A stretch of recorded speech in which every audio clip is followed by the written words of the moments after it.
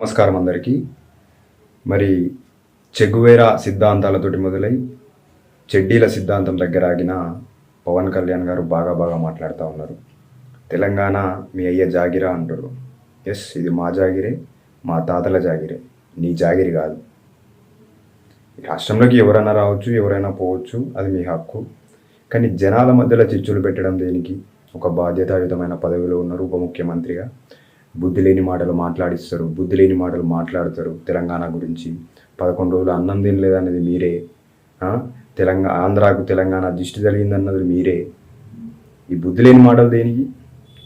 ఒక బాధ్యతాయుతమైన పదవిలో ఉన్నారు. కొంచెం అజ్ఞానంతో కాకుండా, కొంచెం అవివేకంగా కాకుండా, కొంచెం తెలివితోటి మాట్లాడితే సమాజం మిమ్మల్ని మెచ్చుకుంటుంది.